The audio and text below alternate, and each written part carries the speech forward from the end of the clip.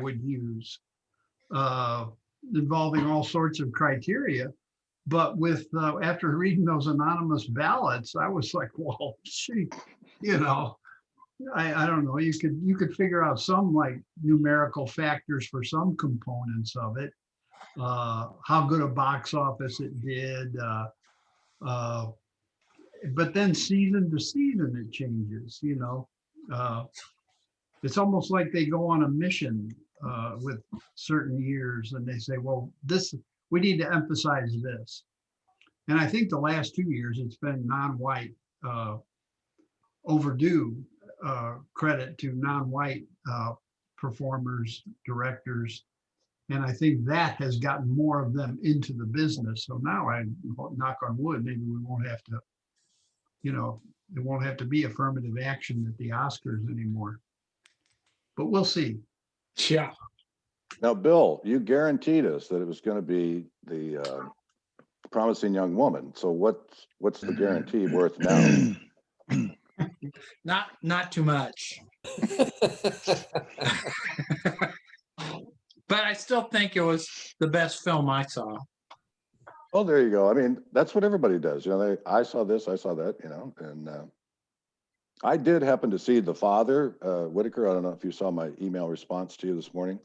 And I think what made that movie, I mean, Anthony Hopkins was he's always fantastic whenever I've seen him and stuff. But he was 83 years old. That made him the oldest Oscar winner. And then the movie was based on a play written by the director. And what they did there was you saw through Anthony Hopkins' eyes point of view. And so when he would see the same people over and over again, their faces would change. It would be a different actor or actress. And then he didn't know who they were, and he didn't know where he was. And then he thought he was in his own apartment and, whatever. And that made it a very interesting movie for those who've dealt with, older aging parents and that sort of thing. But anyway, I thought it was kind of fun. It's the weirdest Academy Awards I've ever seen. I sat through the first, 3 hours. Then it went into Oscars After Dark. And I was like, what? This is some old Playboy talk show here now? And what they did is they brought the winners on and interviewed them for another 2 hours. And I just thought, God, get a subscription to People, Yeah, I mean, Oscars have always gone on a little long. So Hopkins' son, because I haven't seen the movie, his son would have been 1, 2, 3 different actors.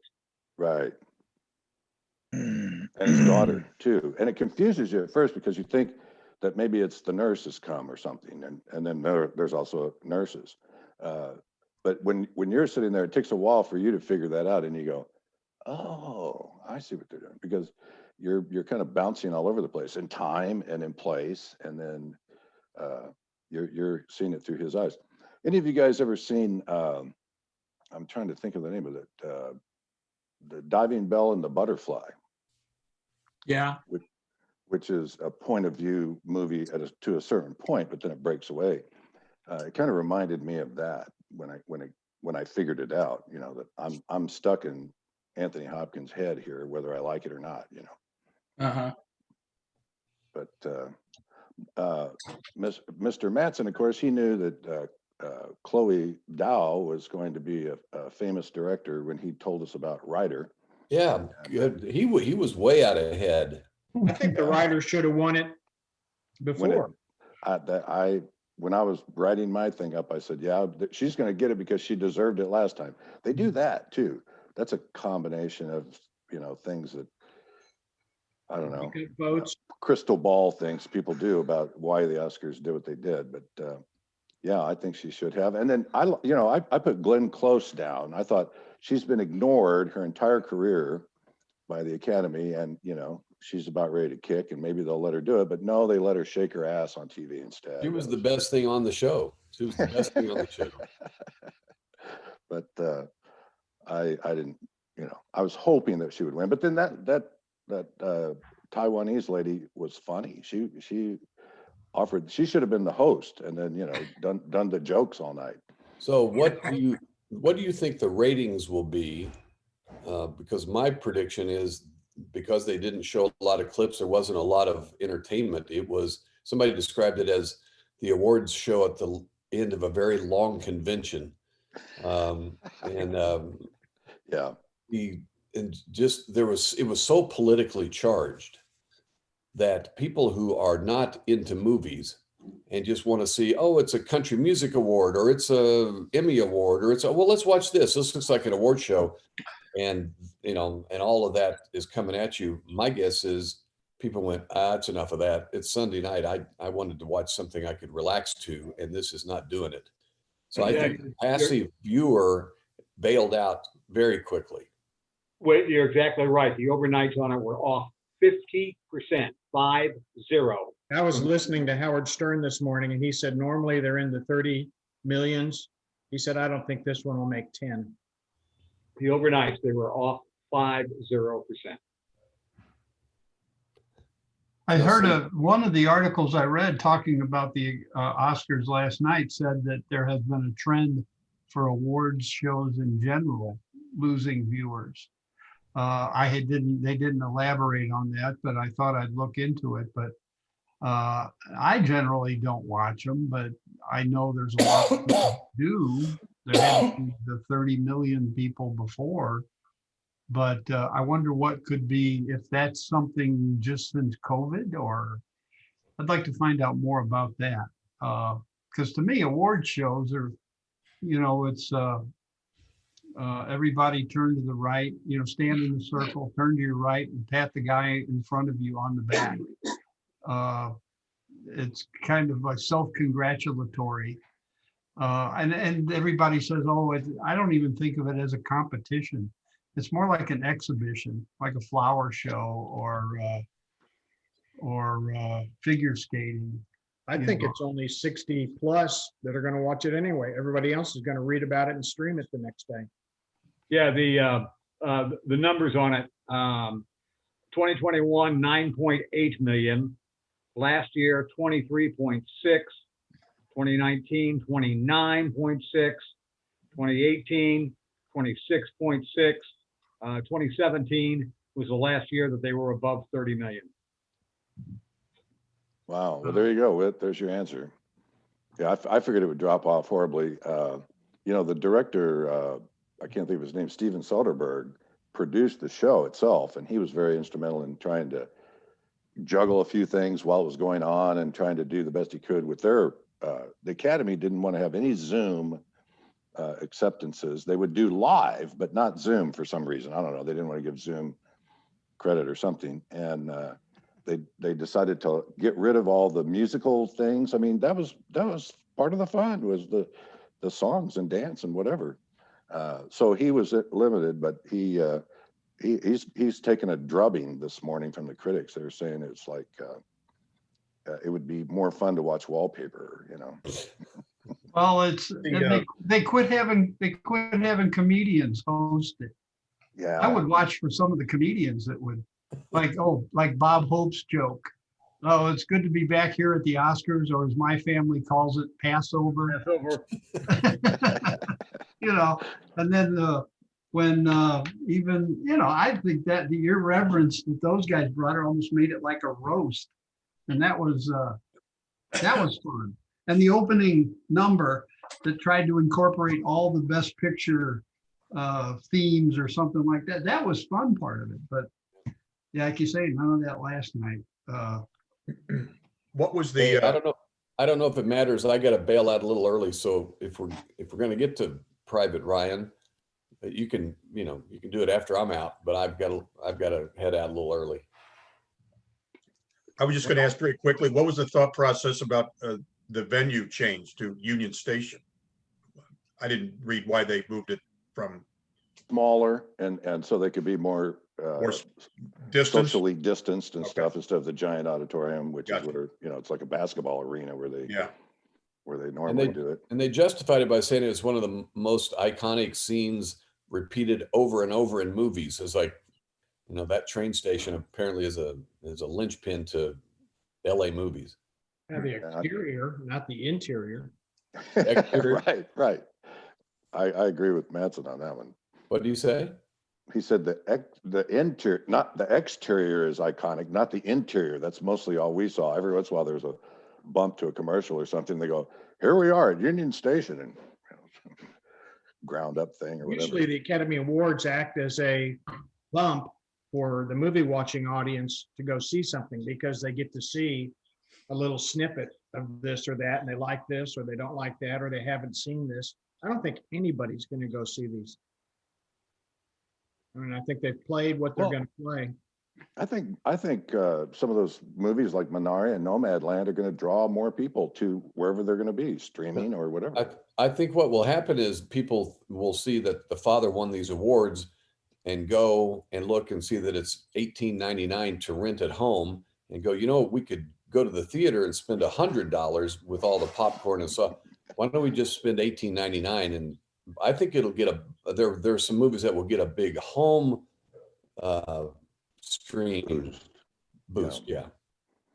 Yeah, no, and the father is scheduled to be released in the U.S. I think it's been released in Great Britain already, but they deliberately did it after the Oscars. So go figure. But that was part of their marketing plan. But it's all marketing. They're all trying to make movies more palatable and fun for everybody. There was no Black Panther or a Marvel or a Fast and Furious. You know, those are big screen events. They're not intimate movies, and they weren't talked about. I mean, Mank came the closest to a major motion picture of all of them. All right, guys. Anything else before we move on? I know everybody's got a schedule. All right, Saving Private Ryan, 1998, and what do you guys think? How many? Anybody has not seen it? How did it lose to Shakespeare in Love? Well, there you go. That's the shades of Oscar. You know, I don't know what happened that year. You guys tell me. It was a bloody movie. And so that doesn't necessarily make the Oscar people happy.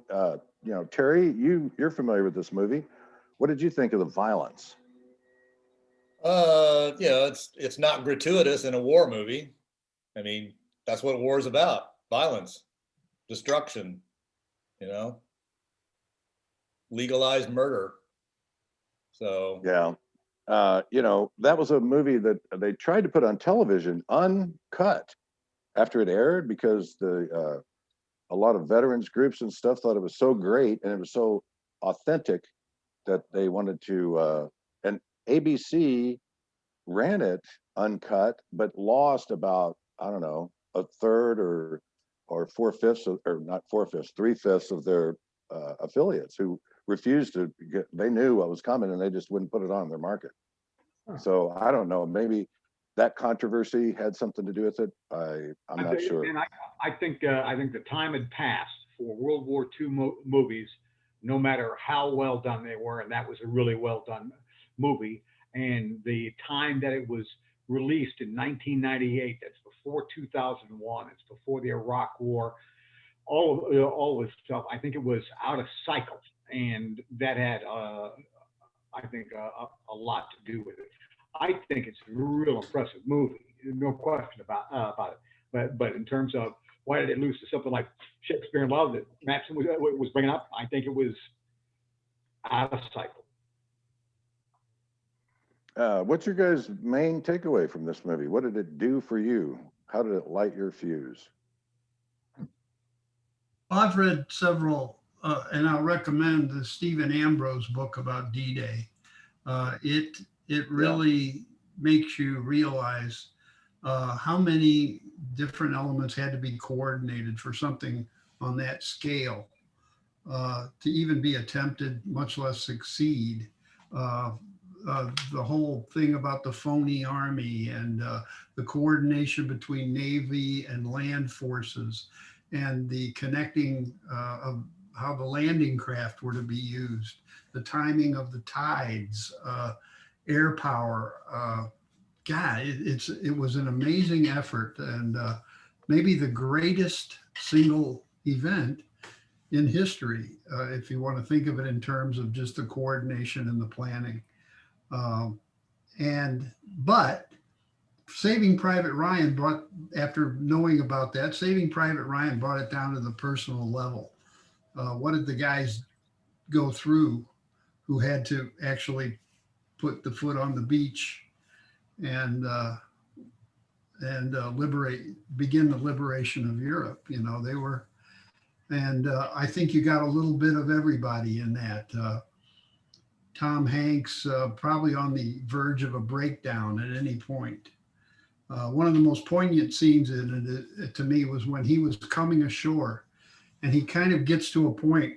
He's there without his helmet, and he's just with his eyes wide, and he seems stunned, and he's looking around, and there's all these little scenes of things happening around him, and he's in awe, and just, you know, it's like you don't know what he's going to do, but he looks down and puts on his helmet, and all of a sudden he changes.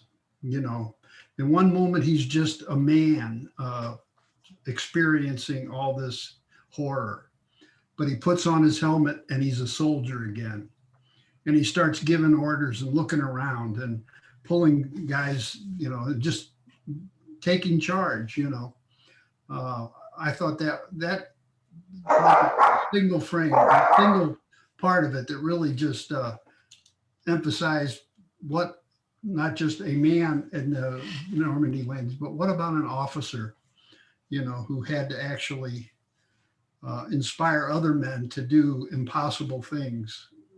Well, that was Bob, that was my takeaway to answer Sanders' question. Is I kept asking myself, I wonder if I could do that. I wonder if I could do that. And what I was talking about is the transition that Bob talks about, where this guy, he just shows up as the guy next door, and then all of a sudden he has to inhabit this warrior. And that's the question I was at.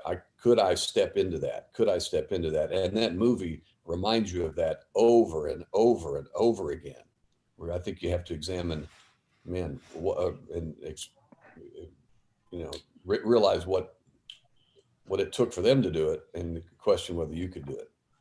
But it wasn't until about 2/3 of the way through, and he kept talking about the pool and how much is the pool up to, and then you find out he's a high school teacher. Right.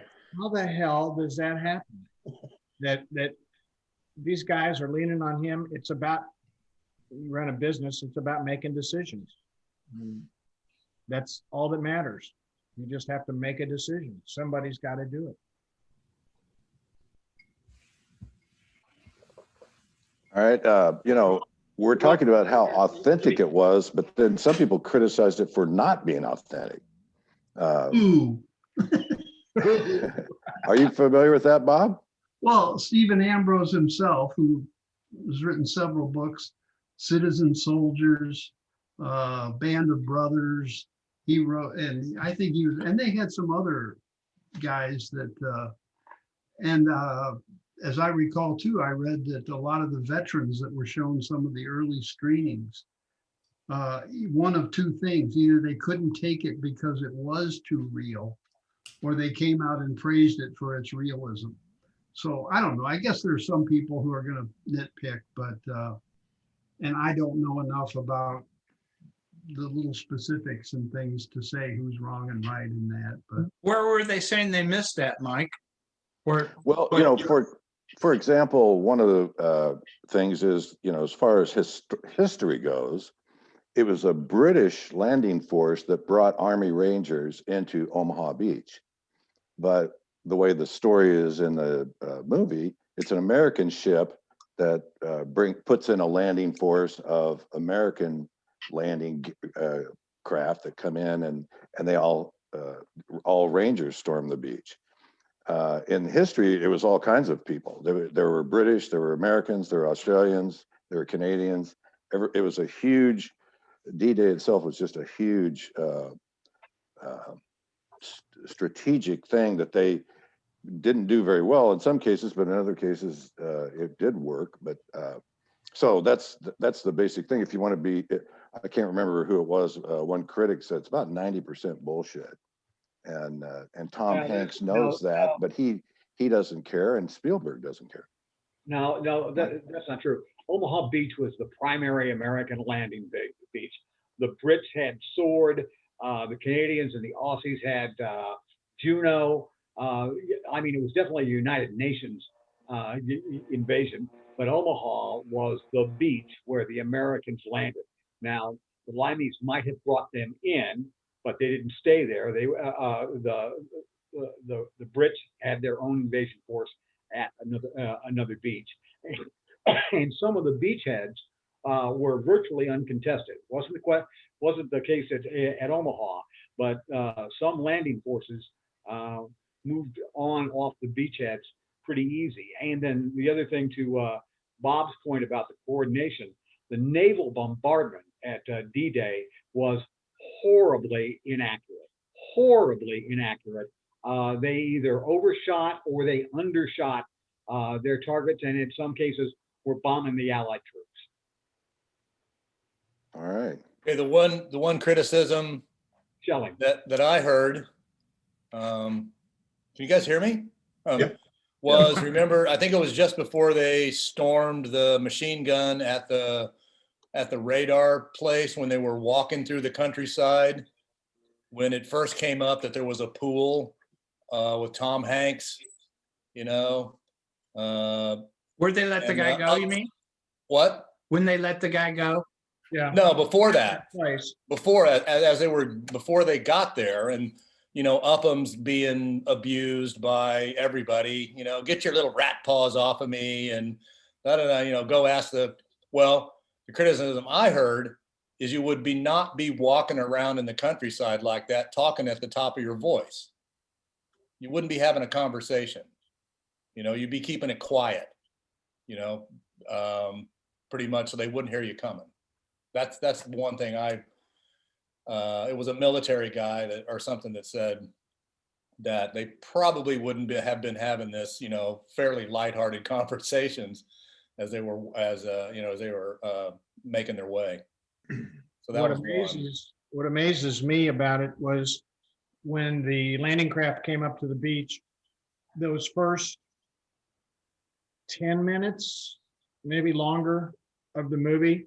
I mean, it's really centered on 100 yards. That's all you're looking at. I mean, it's, you know, later on you see these big wide scope things with thousands of battleships and landing craft and people now on the beach. But that thing is focused on 100 yards of sand to make all this happen. At low tide. Have you been there? I have not been, no. Anybody? No, not me. It was 24-minute scene, Mike. Okay. That is one of the longest opening scenes for a war movie, where you're right in the middle of the battle right away. Well, actually, the opening is well, the guy Ryan, returning, Ryan coming back to, yeah. But John. I mean, as far as when the action hits, that's a long stretch. Bob, you probably know this. Most of the infantry that we saw in that scene was the Irish Army. You've got, you know, the 10 guys that are getting paid $1 million to do this, and then you've got the 2,000 guys that showed up. That was the extras. Yeah, I read that. Were the extras, yeah. And that the beach was actually in Ireland. Did you know that? No, I did not know that. Yeah, where they filmed it. Yeah. Let me see if I wrote this down. No. Oh, Ballinsker Beach, Ireland. BALLINESKER. What side of Ireland does it say? It's I got that off of Wiki. Let me see if it's still up. The on my, Wild West side. I bet it's the west side. Wexford. oh, Bill's got it. That's the east side, huh? I don't know. Oh, I thought you pulled it up. It says Kirkloe, County Wexford, Ireland. Yeah, I think that's the east. So Okay.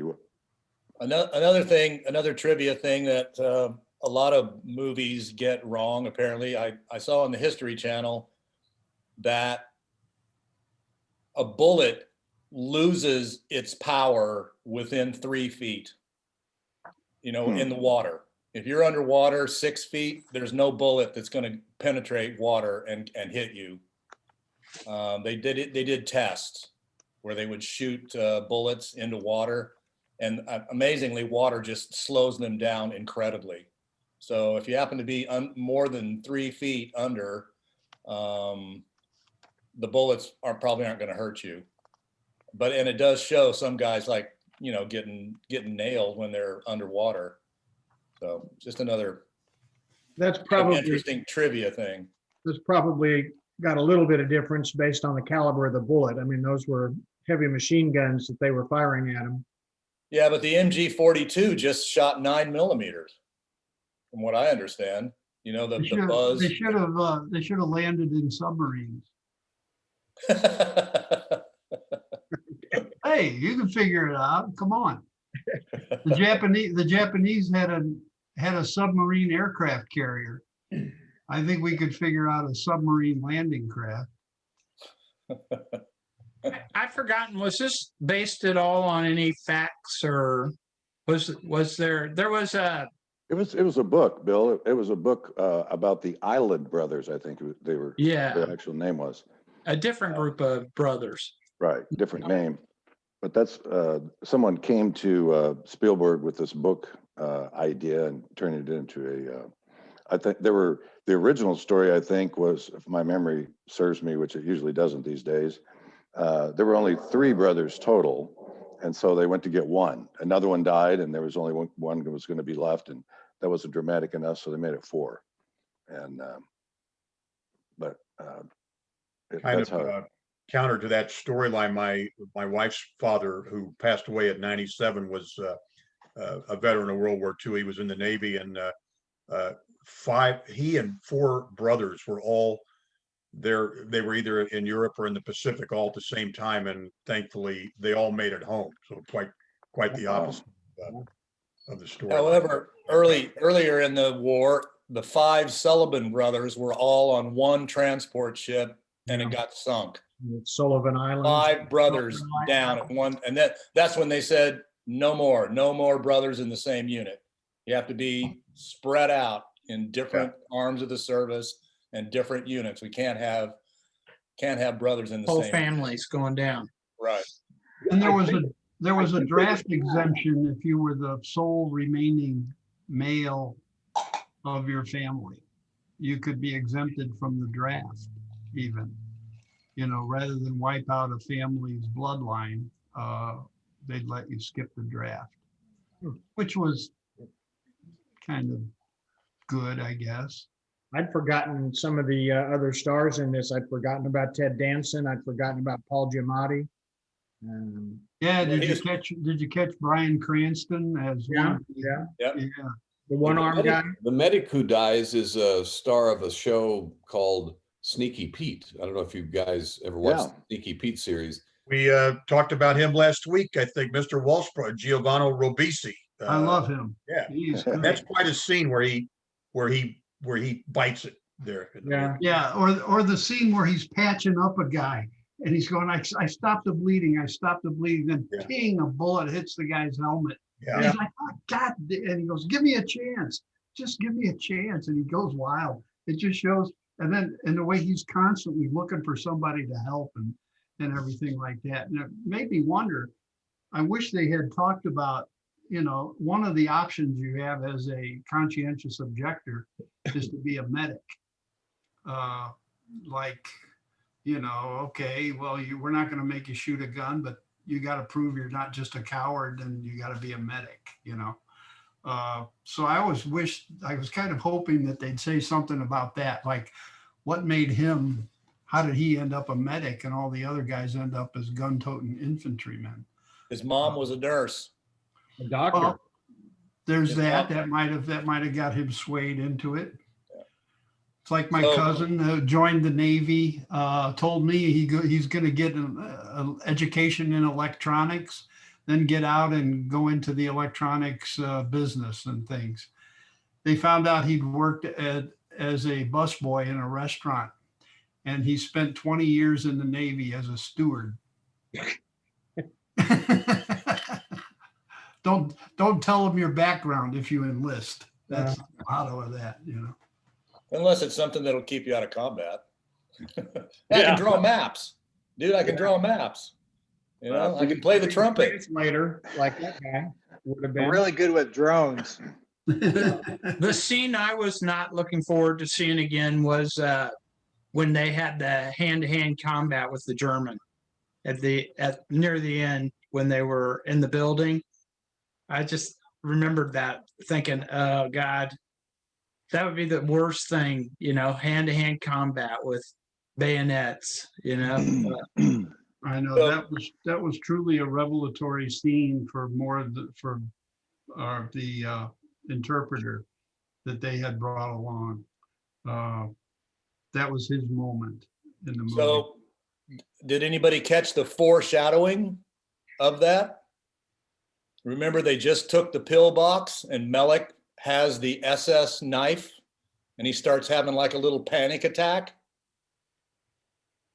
Right. Yeah, the guy that gets the knife in the heart, he gets a knife after the pillbox thing, and you see him like kind of like, you know, just Well, like having something going on, you know. And 'cause wasn't I it- think he's seeing his death from a knife coming. Wasn't it the very knife? No, it might have been. It might have. Yeah, it might have been the Yeah, very I think knife. it was. SS fancy knife. I think going back to the thing Bob was talking about, and you know, when Tom Hanks goes through the transition and steps, you know, into whatever role, throughout the movie you get a chance to see how different people act in different situations, from the most heroic to the most cowardly. The scene that Bill's talking about where the guy freezes, and then you watch a guy, you know, die in hand-to-hand combat. But there are vignettes throughout the movie where you can project yourself on that and say, well, that could be, you know, I could die heroically. I could maybe be in command for a while, or I could freak out and freeze. I can see myself, you know, I'm challenged to see myself in any of those roles. I read Audie Murphy's book, To Hell and Back, which relates the things he did to become World War II's most decorated American soldier. And a lot of it was pretty frosty stuff. It calling down artillery fire on his position because the Germans were all around him. Just various attacks, you know, jumping out and attacking on his own when an attack was stalled. It's just an incredible thing. Sometimes if you go to on the website, there's the Medal of Honor website, and they recount the commendations that and describe what each Medal of Honor winner did to deserve that medal. And it's one time I went with my son's Cub Scout group. We took a tour of Jefferson Barracks Cemetery, and there is a designation on the tombstones of a Medal of Honor winner. And there was one, I recall, they on this day too, they actually had reenactors in period uniforms for each of the stories. And the one fellow told the story of an airman who had been given the Congressional Medal of Honor for being on a bomber that was shot down and was headed out. He ordered everybody to bail out, and two guys froze in the plane and couldn't bring themselves to jump. And he went into the body of the plane and tried to get them to jump. He got them out, but did not get out himself. He would have been clear and free if he just turned his back on and said, screw you. But he went back into the plane that was going down to pull these other two guys out. He got them out, but didn't get out himself. So he's that. And I remember these Cub Scouts just going like this. And they're looking at each other like, then the conversation in the car on the way home. Would you have done that? No, I wouldn't have. No, I would have got out. Yeah, but he's their officer. You know, he was responsible for him. he had to, well, I don't know, but look what happened, you know, and it was just interesting to see young boys talk about that kind of thing. And made me think about what this is doing to their idea of manhood and what do you do in a war that you would not do otherwise. And it was just one of those occasions. But like you say, the bravery that people can do, and you wonder if you could do it. I wondered myself a long time. What changed me was All Quiet on the Western Front. I at one time planned to be a soldier, and I read All Quiet on the Western Front and realized that what war really is good people killing other good people. The best and bravest of a country, especially in the early time of the war, go the first ones out, and the best and bravest kill each other. You know, people who don't deserve to die get killed.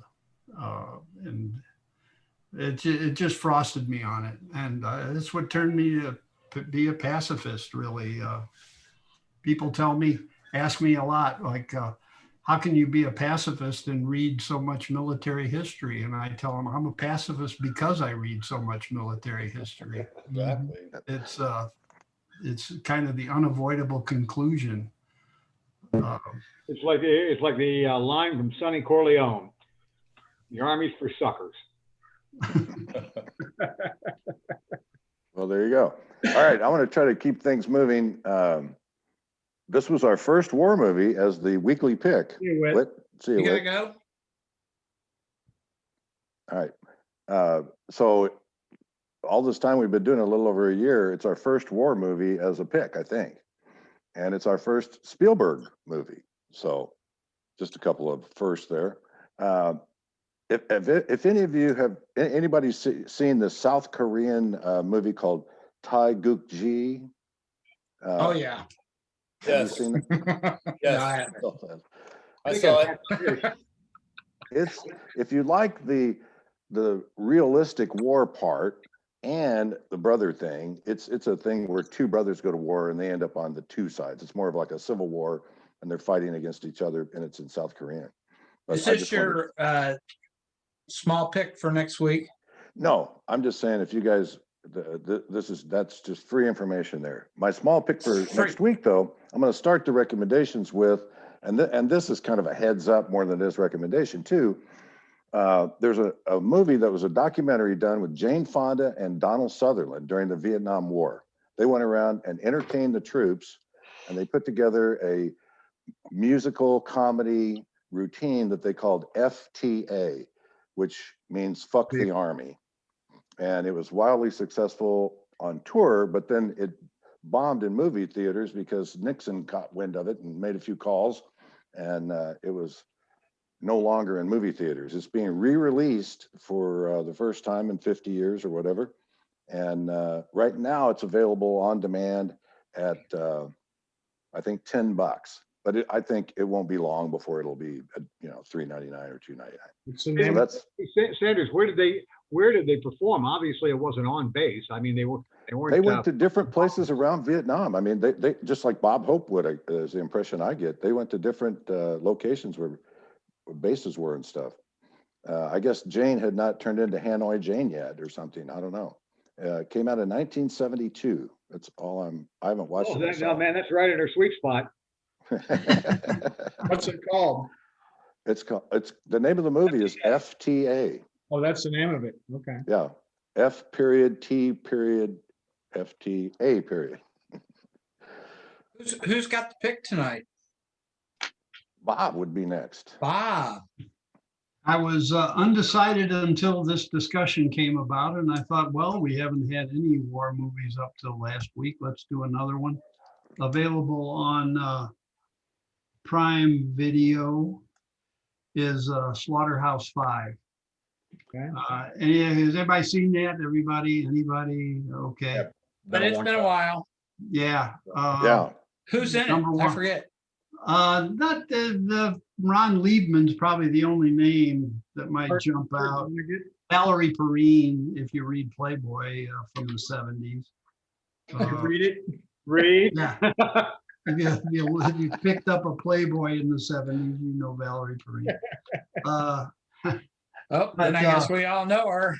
But directed by George Roy Hill and from a book by Kurt Vonnegut. I wanted to revisit it. It's been quite a while since I've seen it. So I think that's what I'm going to go with. And it gives another perspective on the war. Pretty much autobiographical, the war parts about Kurt Vonnegut's own experience. Because he was a POW, right? Right. He was in Dresden when it was firebombed. Oh, yeah. As a prisoner. He had been in officer training school, whatever they called it, during World War II. But they kind of realized that the war was going to end before these guys finished their officer training. So they were all just made common infantrymen. And he was captured during the Battle of the Bulge, became a prisoner of war. And then the story kind of tells itself in the, although it takes some Vonnegut flights of fancy, if you will, in the course of the movie too, how he deals with what happened to him in that experience. Some of it fantasy, some of it just trying to deal with life as it is. But I'll go with that. I hope everyone enjoys revisiting or seeing it for the first time. It's been a long, long time since I read, or I think I only read it, but a lot of it deals with Dresden, I think. Yes.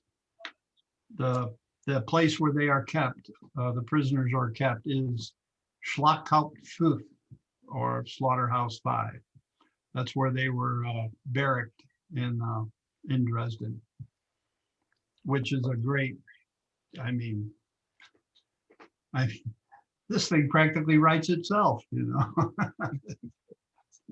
Well, I got one for that I was thinking about, since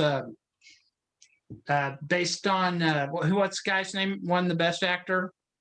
Anthony Hopkins. Anthony Hopkins.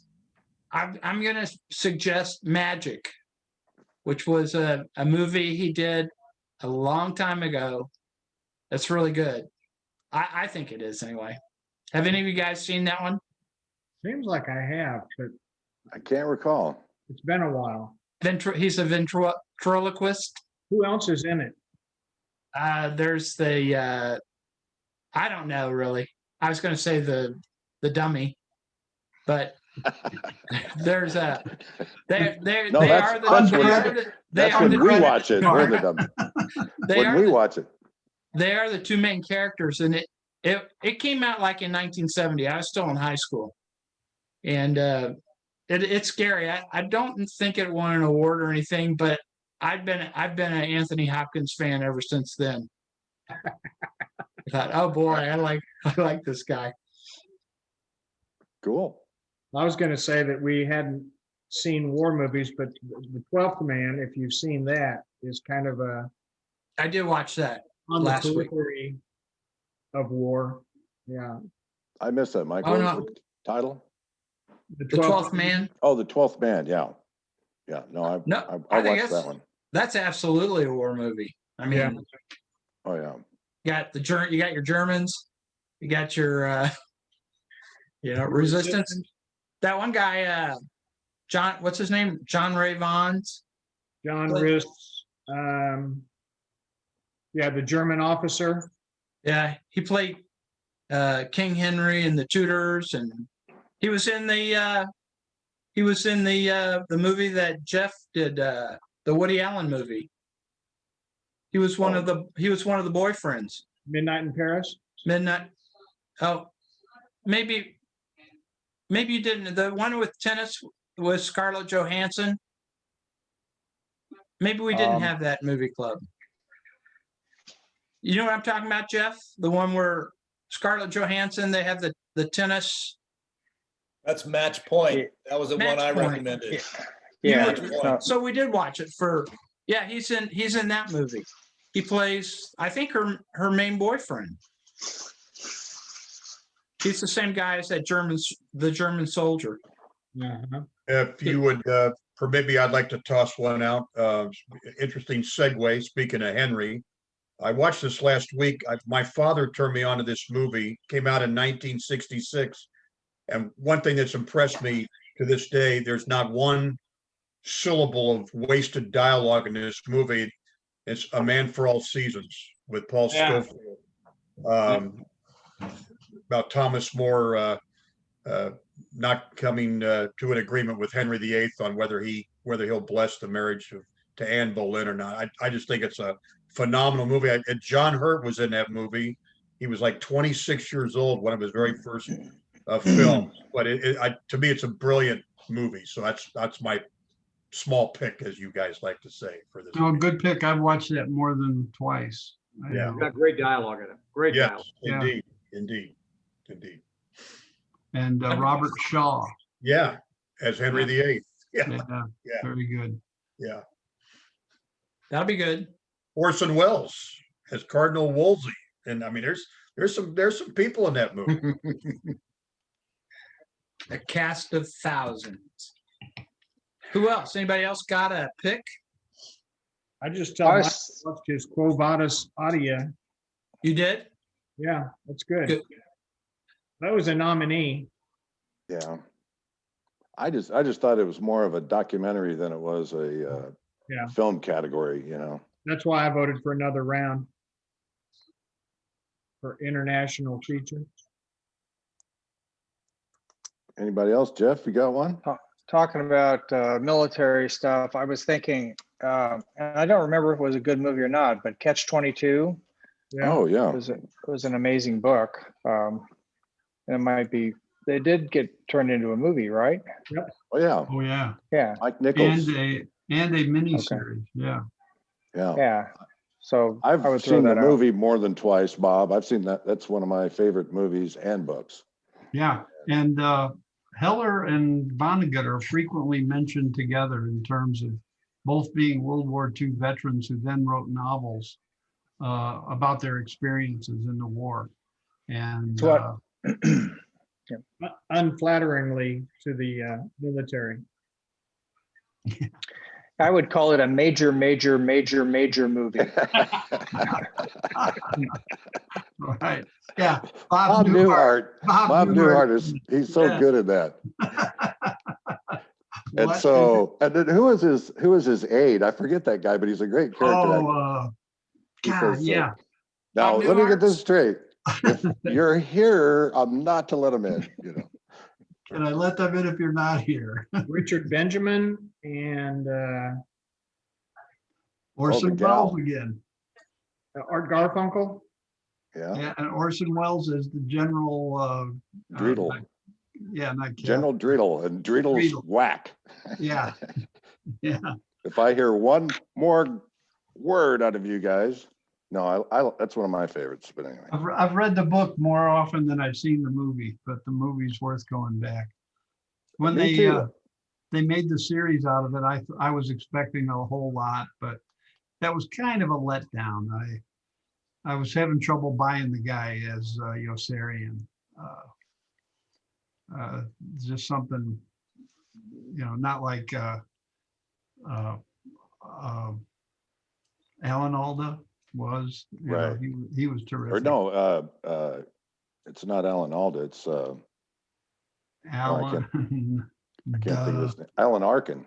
Arkin. Duh. Yeah. Okay. I remember him from what was it? This The Parents or something like that, where he was the in-laws or whatever. The It's got in-laws. Peter Falk in it and Alan Alda. That's a hilarious movie. But anyway, that's a good one, Jeff. Anybody else?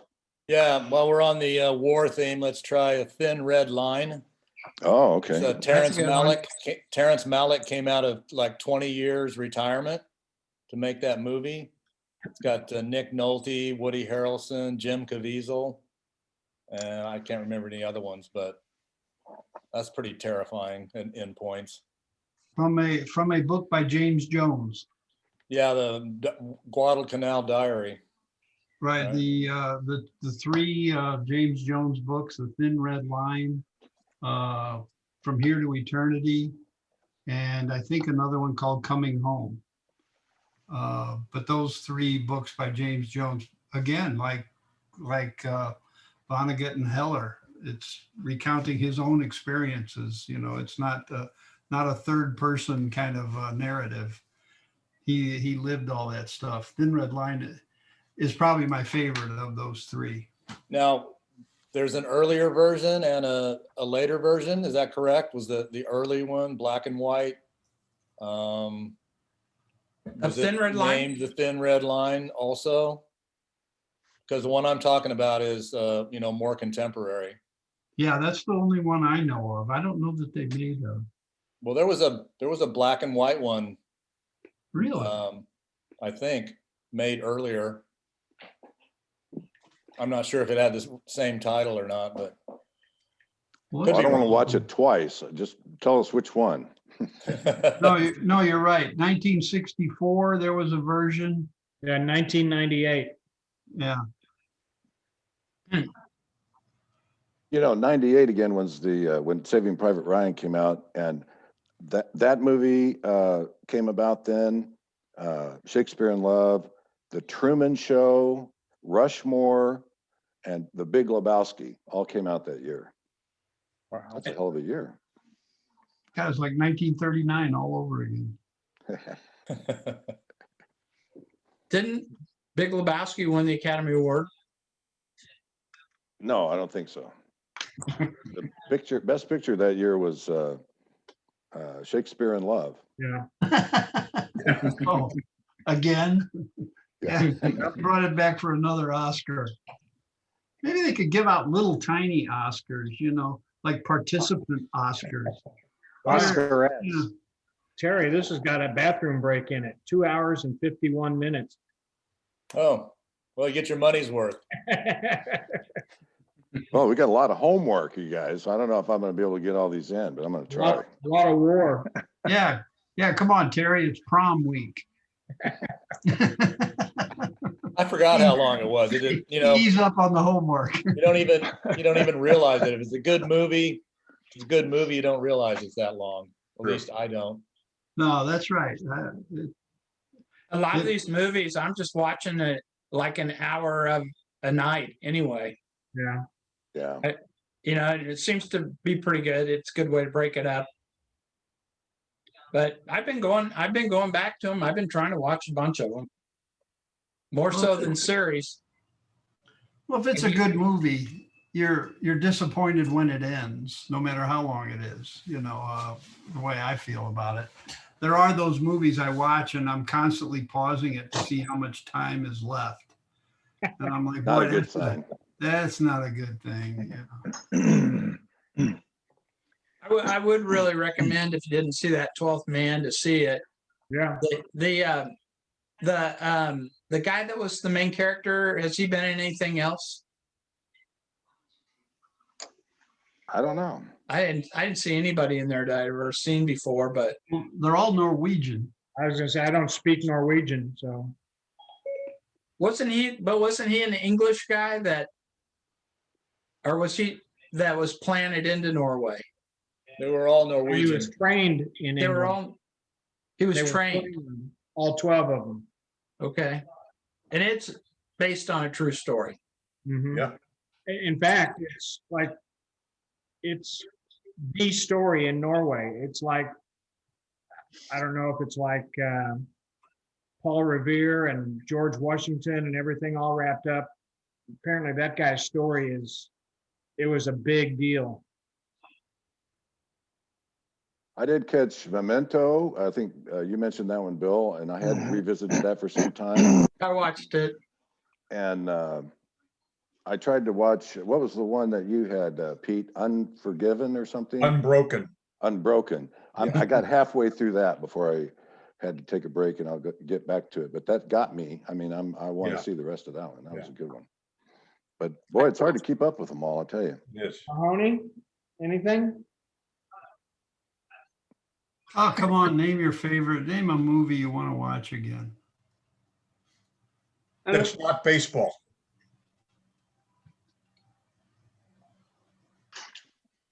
I don't have one right now. I don't. All right. In fact, You know, I'm loaded up on reading. Pete had the idea a little while ago where he named that movie that his dad liked. That'd be kind of cool on that Father's Day weekend to like name a movie that your father really liked. It'd be kind of fun. Yeah, Good I idea. know I can it think right of a off, couple. off the top of my head. I know what one I would pick. It's a mad, mad, mad, mad world.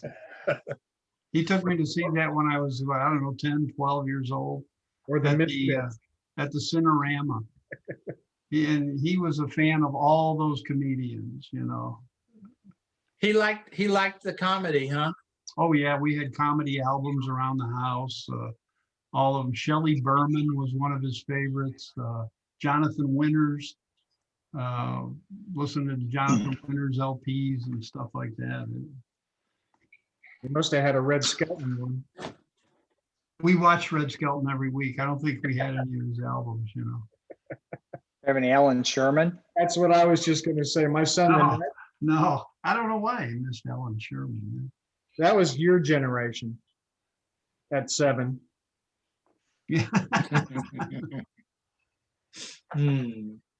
All right, guys. Well, I think we made it. Yeah, I think we beat that drum to death. So Good pick, Mike. Good session. Yeah, good. Yes. Yeah, Thanks, I've only Danny. got a couple of suggestions here, plus the Slaughterhouse Five. So it'll be a light newsletter this week. Save All them. Save them. All right. guys. Yeah. Thanks for the next pick. Thanks for the pick of Saving Ryan, Private Ryan. I Yeah. can Yeah, watch that. excellent. It's like bet, it's guys. one of those movies.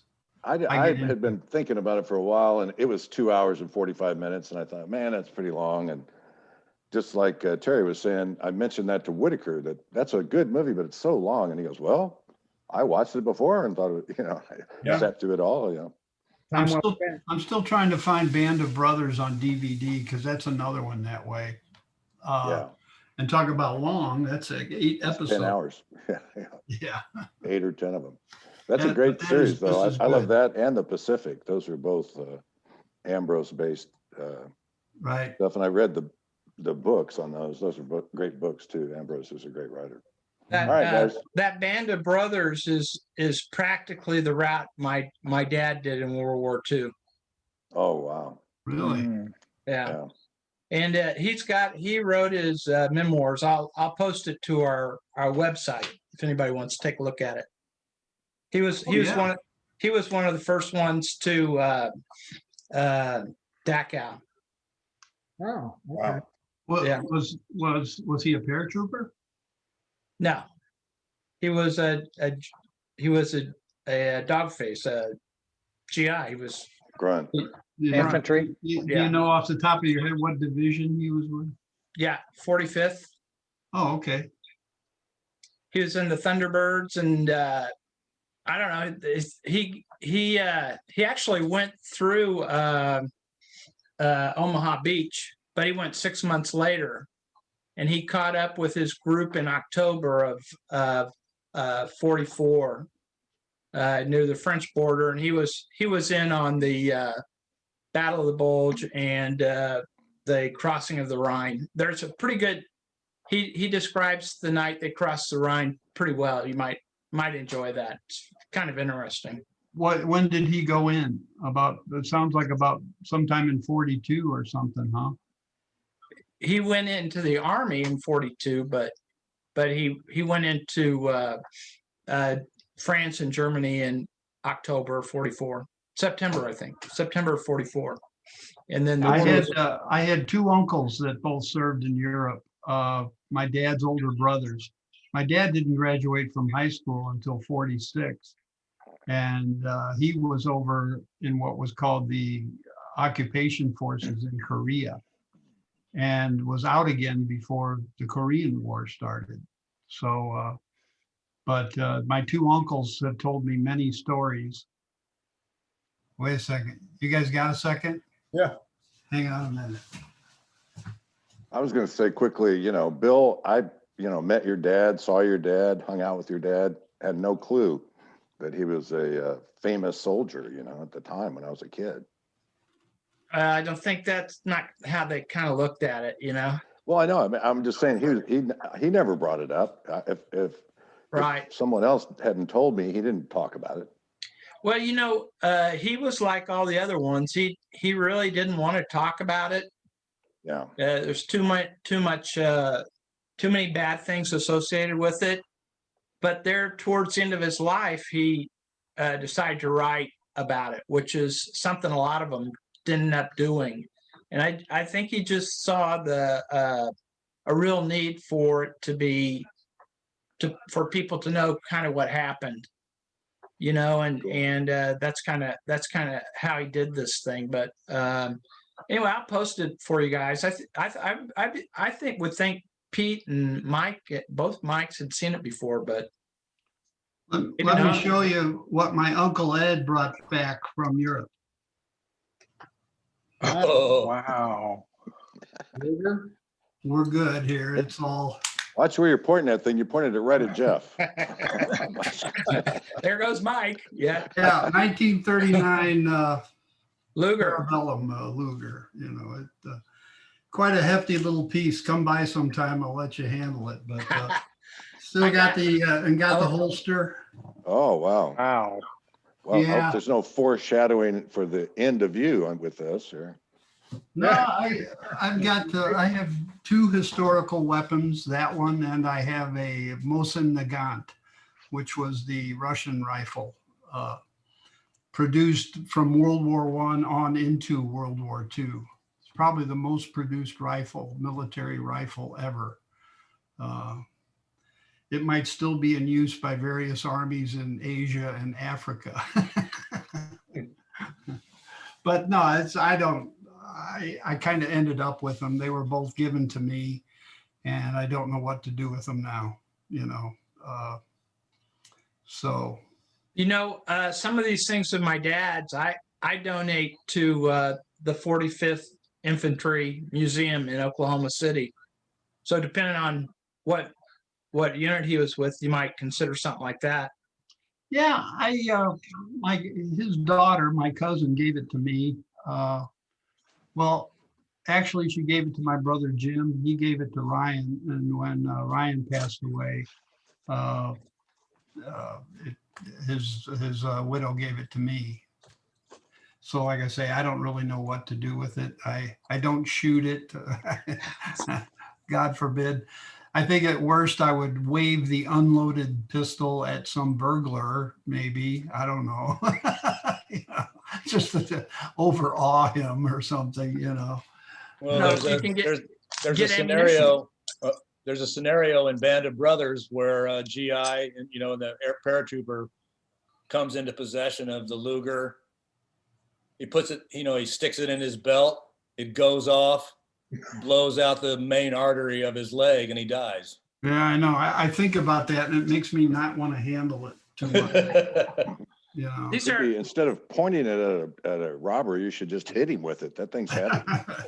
This is a spoon that's in the drawer. I don't know if I can get it to show, but see the little Nazi emblem there? Yeah. Oh, yeah. So anyway, I got like 4 of them here. And, every once in a while I'll see them in the drawer and I go, I wonder if these are worth anything. And I go to eBay and they're like, $3 a piece, which I think is kind of weird, but I would send them down to that 45th museum, which is really cool. I think I was telling you guys earlier, they have the Dachau Museum there. It's really, really creepy. But they have tons of this kind of stuff, Sort of collecting spoons of the different states, but Nazi spoons? I don't know. Yeah. I don't know. $3 a piece, you could get a whole set. I don't know why that. I guess you gotta. Yeah, just the thing to use on Easter, when you're serving. Right. Yeah. There is Get out the good silverware, dear. Yeah. Next Bill, time. I got confused for a moment. I thought you found those on the ocean floor below the octopus. Yeah. I also mentioned, since we're talking about it, I think down at our Science City, they're doing a deal on concentration camps, I think. This looks pretty interesting. You know, I don't know if you guys could make it in for it, but I'll probably go sometime. Found out not long ago, not far from our lake house down in St. Genevieve, there was an Italian prisoner of war camp out in the country in Weingarten. There was another one here in North St. Louis that there was a prisoner of war camp here in the north side of the city. People have written about seeing this. The soldiers were actually taken, they got to go to movies and things. You know, most of them seemed pretty happy. There was no escape attempts or anything like that. I mean, they had nowhere they could go. Right. You know, Japanese internment camp in Arkansas, and of course one in California too, over by Death Valley. Just I mean, sometimes the more you read about it, you think, wow, it was really something great. And then you think about, there was a lot of suffering. I mean, the internment camps is the best example of that. We had so much to learn, and we're still learning it. I've got ration stamps from my folks or from my mom when she was living through my dad being gone to the Pacific. Yeah, I've seen some of those. That's interesting too. My dad actually got wounded and ended up in Springfield. It was a Army hospital where Evangel University is now. But he ended up finishing the war there or here. Yeah, we're all about the same age, and it sometimes strikes me that, God, we were born like 8, 9 years after the war ended. So there was a large number of our generation whose dads were veterans. It seemed like when I was growing up, my dad was considered a veteran because officially hostilities did not end until sometime in 47 or something like that. So he was technically a veteran, although never so much in need that he had to claim benefits of any kind. And he never spoke about and called himself a veteran.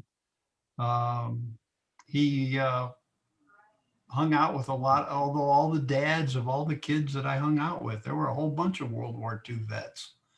And I think we kind of grew up with the thought of that war in the back of our heads, as being the war. And TV and movies sure made a lot of it. And it's hard not to think of it as a good thing when stuff like the Holocaust was going on. You look at the mistakes that we made, listening to Churchill, stuff like that, What was the mistake made listening to Churchill? Well, Churchill was worried more about preserving the British Empire than he was about defeating Germany. He was taking for granted that we would defeat Germany, and he wanted the British Empire to still be whole at the end of it all. So he worried about the Mediterranean, North Africa, Italy, India, the Middle East, and things like that. And only after we tried those did we finally get around to striking closer to Germany through France and taking out who was basically the number one. And he was behind the Germany first philosophy, even though we pretty much defeated Japan with one hand fighting Germany. An amazing thing. A two-front war was thought to be an impossibility up until the United States beat Japan and Germany like simultaneously. It's an amazing feat. Don't discount the Russians. Yeah, no, that's true. That's true. I was at the World War II Museum, and one of the things that struck me was that there was very little mention of the Russians. and their role in it. You heard more about the British, but not much about the Russians and everything they had to sacrifice to win the war. Did you ever see that Ed Harris movie where he's a sniper, and they show the Russians had their Omaha Beach, and it was, what was it? It was through Stalingrad. Stalingrad, and that movie came out after Saving Private Ryan, but it depicts Stalingrad like that movie depicted Omaha Beach. It's Right. real There were interesting. There were some 2 million Russian casualties in the Battle of Stalingrad. Yeah, that it was different because they Wow. didn't have any supplies, and so they'd say, they would get him off the train and they'd say go, and he'd say, the soldier would say, I don't have a rifle or guns or even shoes, and they'd say, just pick it up from the dead guy. Right. Just go forward, and when a guy with a rifle gets shot, you pick up his rifle. Good job. Yeah, I better go All right. too. Okay, All right, see you guys. Thank you. Go Royals. Okay, next week. All right.